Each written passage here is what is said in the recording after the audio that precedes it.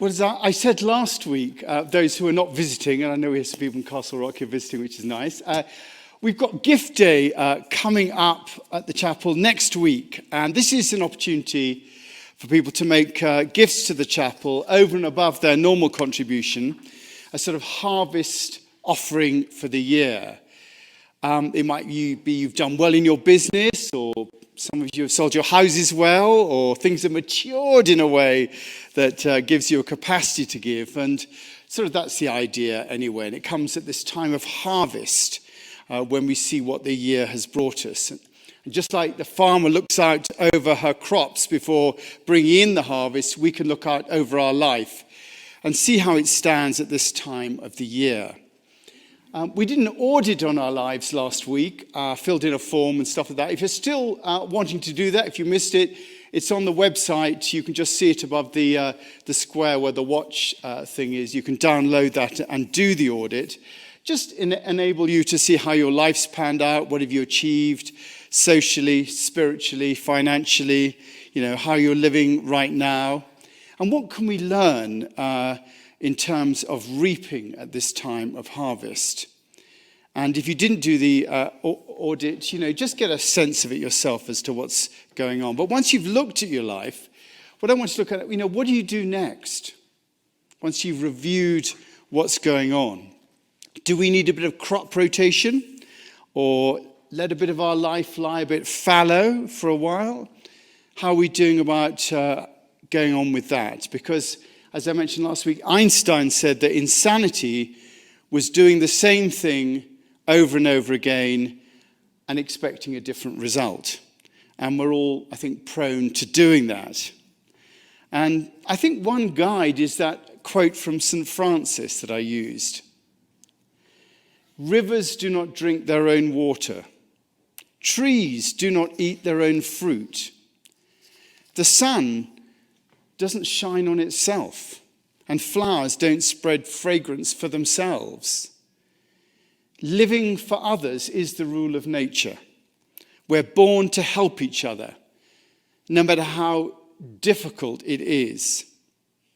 Life's good when you're happy, but much better when others are happy because of you.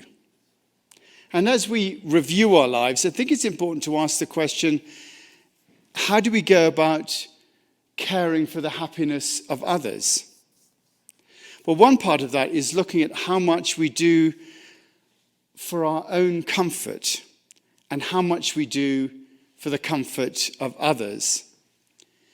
It's very easy to live a life primarily for your own comfort. And then once we're comfortable, give what we can from what's left over. To do that's to put our own comfort before anything else. And it severely restricts our ability to give to others. Now, some of you may have seen in the papers that from November the 1st, we're becoming a night shelter here for those in Aspen who've not got homes. And from that date at the end of April, from that date, November the 1st, until the end of April, those who've got nowhere to sleep at night can come here and use the chapel as a place of warm shelter. They're going to arrive about 9 o'clock at night and leave by 7. Now, although it'll be comfortable for them, it may not be so comfortable for the rest of us.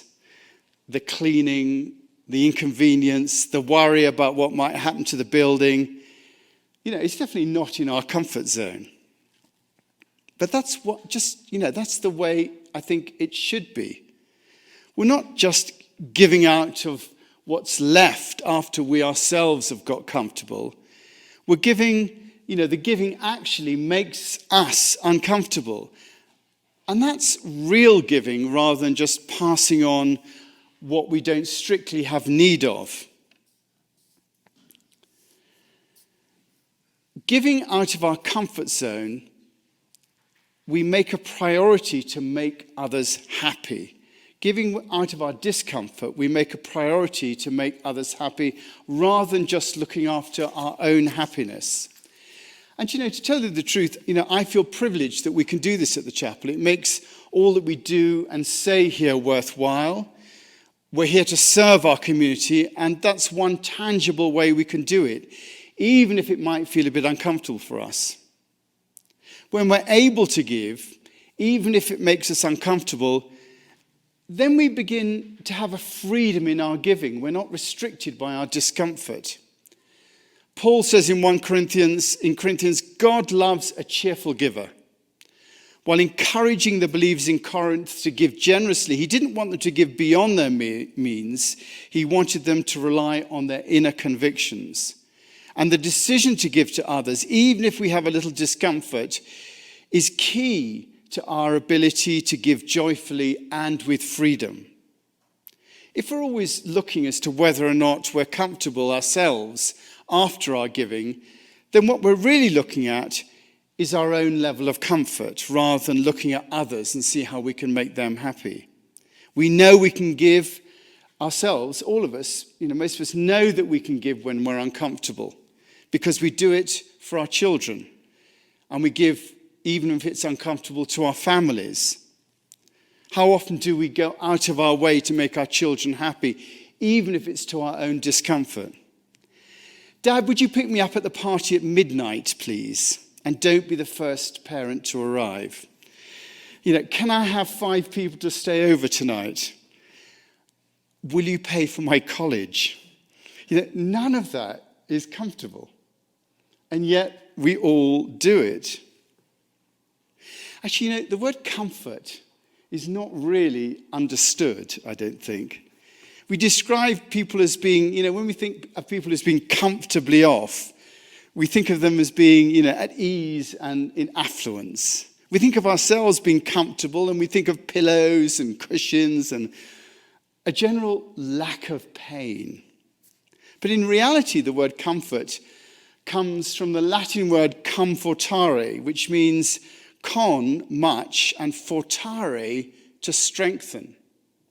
So to comfort is to strengthen much. And, we use that word when we say, I comforted him after the tragedy. It doesn't mean I took away the pain. It means we strengthen them. That's where the word comfort comes from. And when we look at the idea of our comfort zone, when we think of making ourselves comfortable and then giving, we should really be thinking about of using the pain that we have and giving to others. We should be thinking not of getting rid of our pain, but we should be thinking about strengthening ourselves. We see that in giving to our family members. We brace ourselves, we grit our teeth, and then we just go and we give.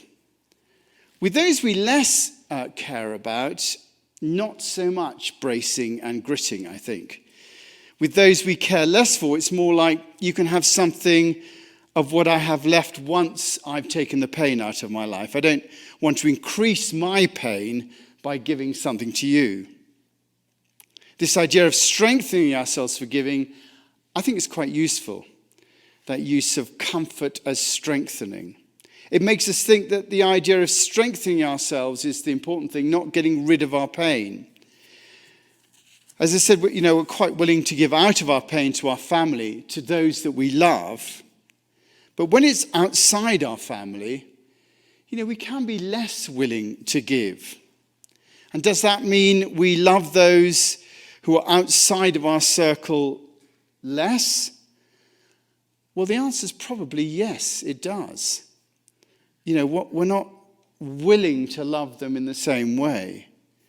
We give to them as long as it doesn't cause us too much pain. But it's not really difficult to make a case, it's difficult to make a case for loving only some people, but not others.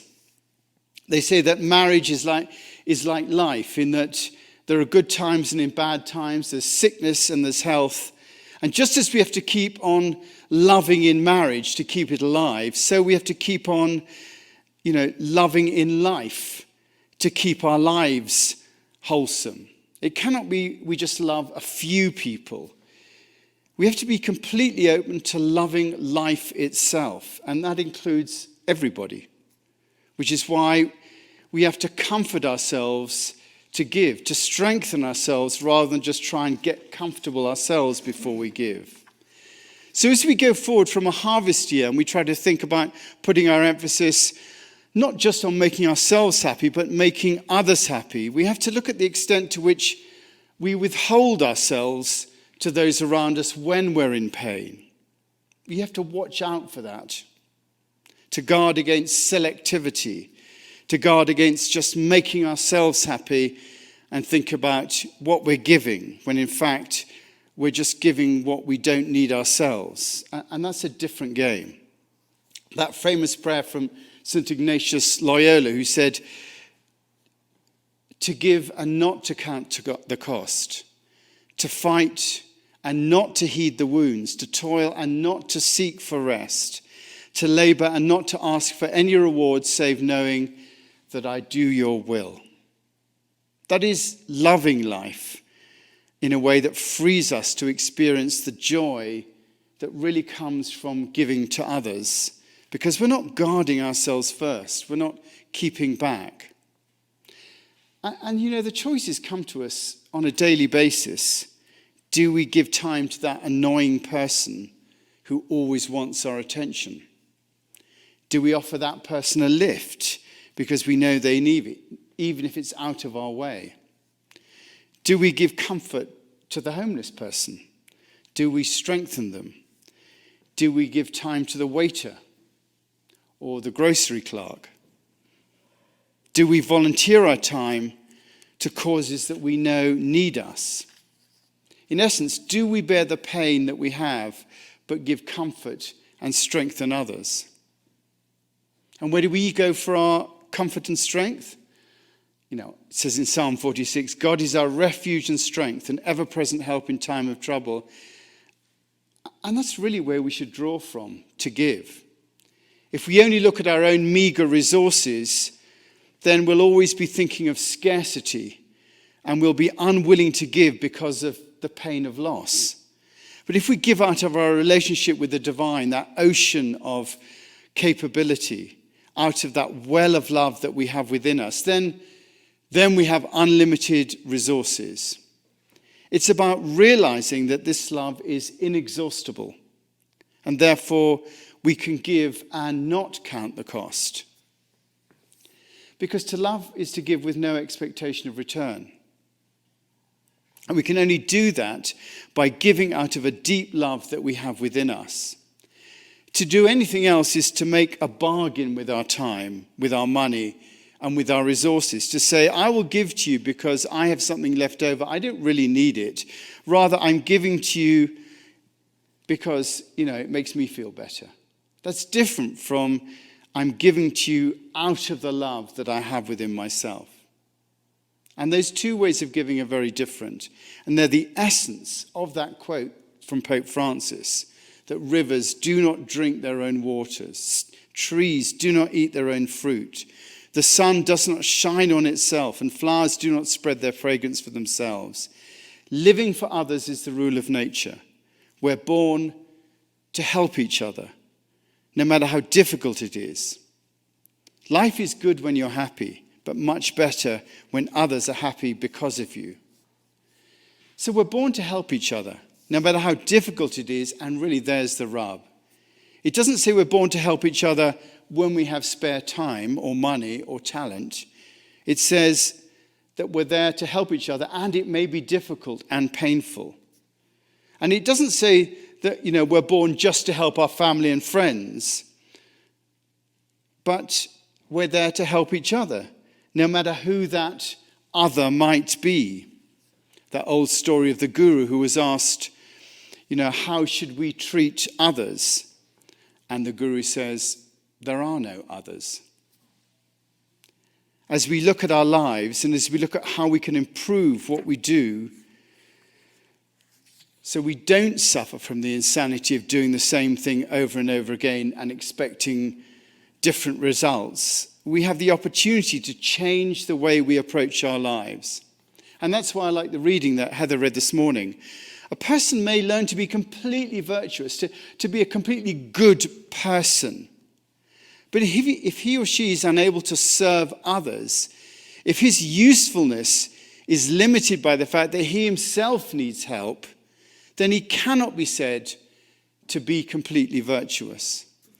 A truly virtuous person cannot be indifferent to the troubled world in which she lives and must develop skills and methods by which to help himself and others. And as we go forward in this, that's what we all have to continually learn, how to serve rather than just serving ourselves, how to love rather than just loving our own circle, how to strengthen ourselves so that we can give even when we're in pain.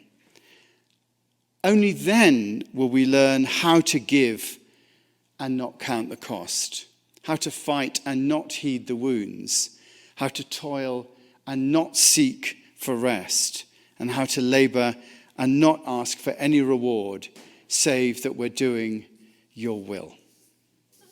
So look, I always put a microphone here. Anybody wants to say anything back to me from the talk or share an experience, so do just go up to that microphone, I'll take you. But occasionally people don't do that, so I do prepare something as well. I've got a little story here, which I like this story because it really does show, I think, and I'll repeat this again afterwards, but that the end point of the spiritual life is service.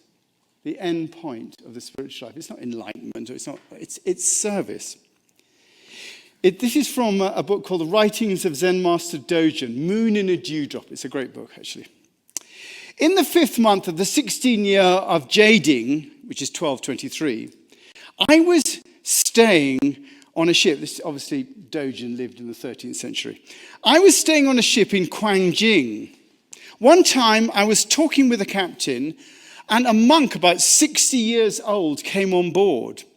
He talked to a Japanese merchant and then bought some mushrooms from Japan. I invited him to have tea and asked him where he came from. And he said he came from a tenzo near a mountain.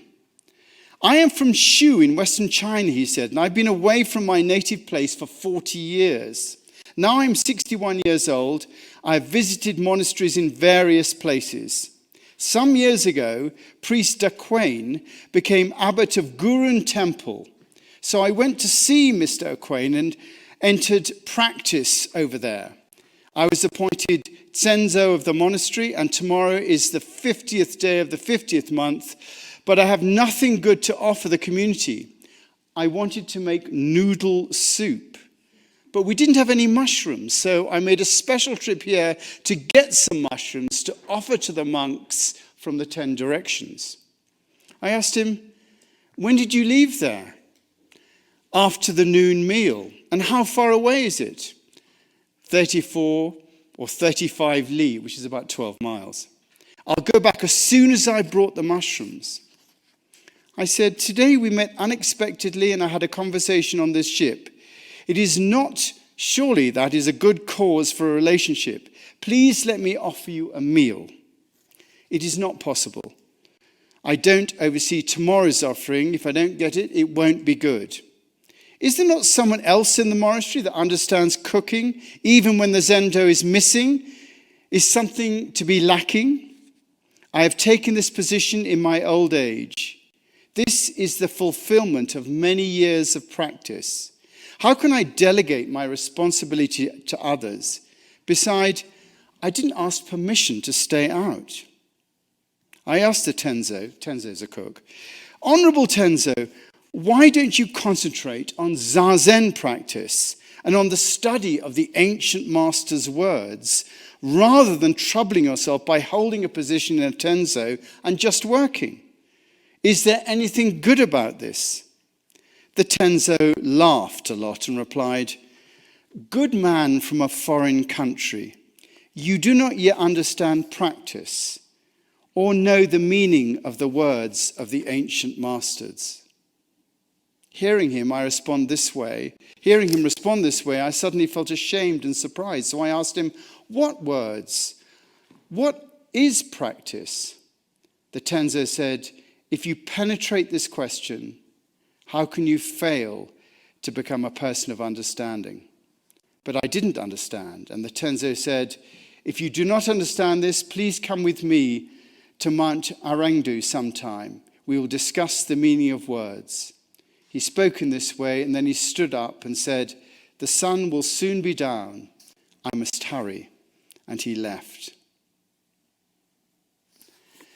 And so the guy was, who's saying this was thinking that the most important thing was prayer and practice and study and meditation. Why are you being a cook when you could be doing all those important things? And he said, the most important thing is service. That's what I'm here for. That's what I've signed up for. And that is the meaning of all those words, all those sentences over all those years. And I think it's good to reflect on that service is really what we're here to do.